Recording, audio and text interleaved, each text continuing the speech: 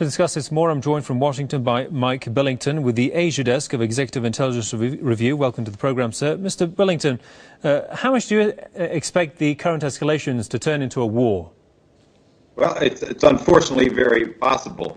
Not the way it's generally thought of, however.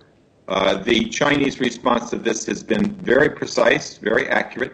They've warned repeatedly that there are provocations coming from North Korea, which they've encouraged them to stop, but that there are also very severe provocations coming from the U.S.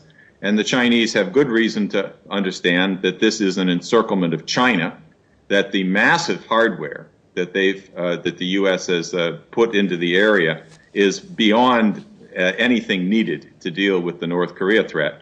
And therefore, the idea that some sort of spark in North Korea could be used for a broader confrontation has to be taken seriously, especially since, as you know, the U.S. has refused to make any kind of agreement with Russia to stop the deployment of their anti-ballistic missile systems around the Russian border in Europe.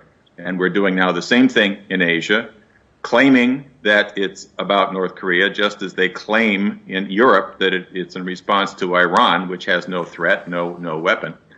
So this is perceived correctly by Russia and China as a threat to them, whose purpose is to get them to back down to the regime change policy, the new colonial policy being driven by London and by London's puppet in the White House, Obama. Locklear, I would somewhat correct what you said. I mean, what you said is accurate. But Locklear made the point that, of course, we could take down a Korean missile, but he was being pushed by John McCain, a manic war hawk who wants to go to war. And he said explicitly we would not shoot at a Korean missile, which was simply a test or going into space. We would only do so if it appeared to be actually aimed at Japan or Guam or Korea or something. Indeed. Which I think is important. The military is standing in the way of the war plans coming out of London and out of the White House. Indeed, but how much do you think that the North Korea's recent anti-American rhetoric would change the regions, the Korean Peninsula's political and economic dynamics?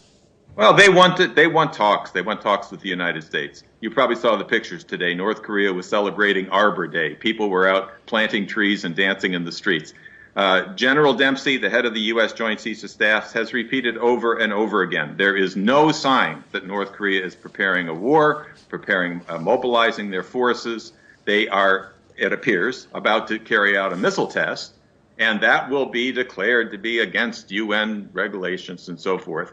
And I think North Korea is saying we're going to do something like a missile test, and if, in fact, we are fired on as a result of this, there's liable to be a war, which is why they put out that rather strange warning telling foreigners to leave South Korea. Not because they're going to attack South Korea. They're not crazy. They act irrationally. They act in a bellicose ways, often, for reasons that we could discuss if we had more time. But Russia and China are encouraging them to cool off. But they're not crazy. They're not going to start a war in which they'd be destroyed, their regime would be abolished, and so forth. So you have to look at this in the broader context. The greatest global financial breakdown crisis in the history of Western civilization, an open confrontation being forced on Russia and China over the regime change policy being advanced by Obama, working openly with Al-Qaeda, Saudi-backed Al-Qaeda forces throughout the Middle East, and potentially now moving into Asia with the same belligerence.